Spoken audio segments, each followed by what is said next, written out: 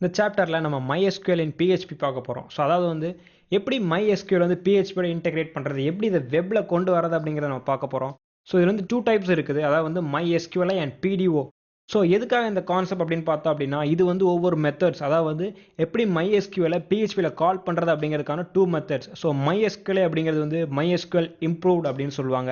தென் PDO அப்படிங்கிறது வந்து PHP data objects அப்படின்னு சொல்லுவாங்க.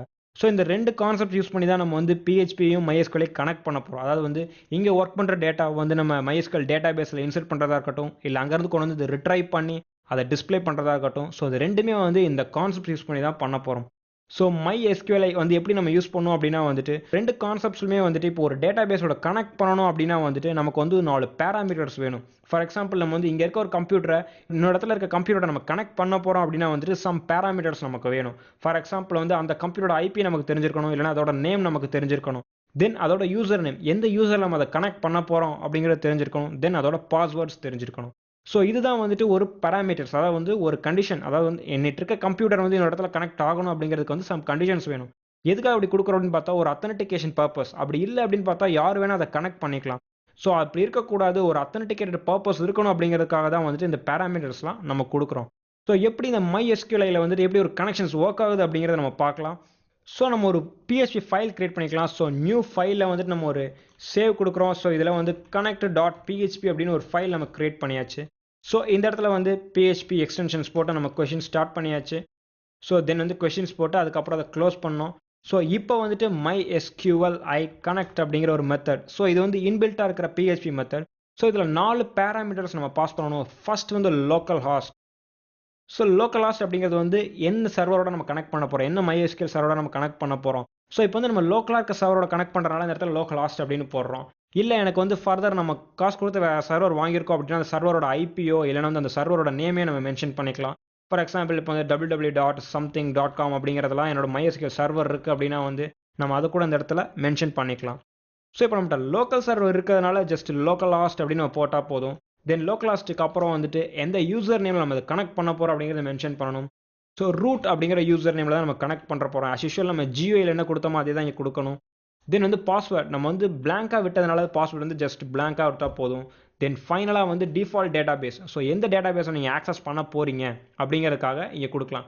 ஸோ இந்த இடத்துலையும் நம்ம கொடுத்துக்கலாம், இல்லை வந்து செலக்ட் டேட்டா பேஸ் அப்படின்னு இன்னொரு மெத்தடை யூஸ் பண்ணி கூட நம்ம கனெக்ட் பண்ணிக்கலாம். பட் வந்து டிஃபால்ட்டாக நம்ம இது கொடுத்துட்டோம் அப்படின்னா வந்து நமக்கு ஒரு லைன்ஸ் ஆஃப் கோட் வந்து ஈஸியாகிடும் அப்படிங்கிறனால ஸோ இந்த இடத்துலேயே வந்துட்டு நியூ ஒன் அப்படிங்கிற டேட்டா பேஸை நம்ம யூஸ் பண்ண போகிறோம் அப்படிங்கிறது நம்ம கொடுத்தாச்சு. ஸோ இப்போ வந்து MySQL கனெக்ட் நம்ம கொடுத்துட்டோம். ஸோ இது வந்து கரெக்டாக கனெக்ட் ஆகிடுச்சா இல்லையா அப்படின்னு செக் பண்ணணும் அப்படிங்கிறதுக்காக இந்த இடத்துல வந்து ஆர் கொடுத்து டை அப்படிங்கிற மெத்தட் நம்ம ஆல்ரெடி பார்த்துருப்போம். டைங்கிற மெத்தட் இது வந்து ஜஸ்ட் ஒரு எரர் த்ரோ பண்ணுற ஸ்டேட்மெண்ட். ஸோ கனெக்ஷன் எரர் அப்படிங்கிறத நம்ம கொடுக்குறோம். ஸோ இப்போ வந்துட்டு இந்த query எக்ஸிக்யூட் பண்ணலாம். ஸோ இந்த connect.phpங்கிற ஃபைலை எக்ஸிக்யூட் பண்ணலாம். ஸோ எப்படி இந்த மெத்தட் எக்ஸிக்யூட் ஆகுது அப்படிங்கிறத பார்க்கலாம். ஸோ நம்ம ப்ரௌசர் வந்தாச்சு. ஸோ இந்த இடத்துல வந்து அகைன் localhost /myproject/connect.php. ஸோ வந்து நமக்கு எந்த ஒரு எரருமே டிஸ்பிளே ஆகலை. ஸோ அதனால் என்ன மீன் பண்ணுது அப்படின்னா வந்துட்டு நமக்கு வந்து கனெக்ஷன்ஸ் கரெக்டாக எஸ்டாப்ளிஷ் ஆகிடுச்சு அப்படிங்கிறதான் அர்த்தம். ஸோ MySQLில் வந்து ஒரு கனெக்ஷன் எக்ஸிக்யூட் ஆனதை பார்த்தோம். ஸோ நெக்ஸ்ட் வந்து PDOவில் எப்படி ஒரு கனெக்ஷன் எக்ஸிக்யூட் ஆகுது அப்படிங்கிறத பார்க்கலாம். ஸோ PDO அப்படிங்கிறது ஒன்றுமே கிடையாது. as usual நம்ம வந்துட்டு எப்படி வந்து ஒரு டேட்டாவை வந்து MySQL யூஸ் பண்ணி ஆக்சஸ் பண்ணுறோமோ அதே மாதிரி தான் PDO அப்படிங்கிறது யூஸ் பண்ண போகிறோம். ஸோ PDO அப்படிங்கிறது ஒரு அட்வான்ஸ் கான்செப்ட். ஸோ உங்களுக்கு இனிஷியலாக உங்களுக்கு புரியாது, பட் வந்து நிறைய டைம் ஒர்க் அவுட் பண்ணிங்கன்னா அந்த PDO கான்செப்ட்ஸ் உங்களுக்கு புரியும். ஸோ PDOs அப்படிங்க எதுக்கு அப்படின்னா வந்து MySQL கனெக்டில் வந்துட்டு நிறைய லைன்ஸ், கோடிங் லைன்ஸ் யூஸ் பண்ணுறதுனால அதை லிமிட் பண்ணுறதுக்காக தான் இந்த PDO கான்செப்ட்ஸ் யூஸ் பண்ணுறாங்க.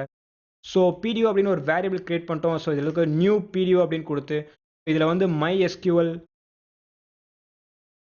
ஹாஸ்ட் அப்படின்னு நம்ம மென்ஷன் பண்ணுறோம். ஸோ ஹாஸ்ட் நேமில் வந்துட்டு லோக்கல் ஹாஸ்ட் அப்படின்னு கொடுக்குறோம். தென் அதுக்கப்புறம் அதோட டிபி நேம். ஸோ எந்த டிபி டிஃபால்ட்டாக நம்ம ஆக்சஸ் பண்ண போகிறோம். ஸோ நியூ ஒன் அப்படிங்கிறத நம்ம கொடுக்க போகிறோம். ஸோ இந்த இடத்துல 2 பேராமீட்டர்ஸ் அதுக்கப்புறம் வருது. ஃபர்ஸ்ட் பேராமீட்டர் வந்து ரூட், அதாவது வந்து அதோட யூசர் நேம்.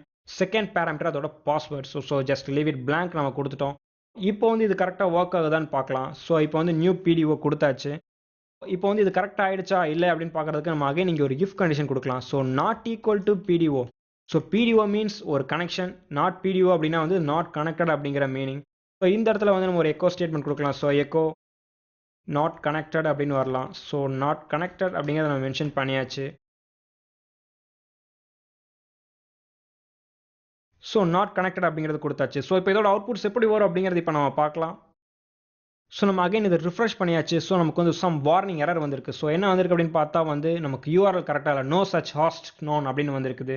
ஸோ இதை எப்படி கிளியர் பண்ணுறது அப்படிங்கிறது இப்போ நம்ம பார்க்கலாம். என்ன எரர் அப்படின்னு பார்த்தோம் அப்படின்னா இந்த இடத்துல வந்து நம்ம செமிகோலனுக்கு பதிலாக கமா யூஸ் பண்ணியிருக்கோம். ஸோ அதான் நமக்கு இந்த எரர் அக்கர் ஆயிருக்கு.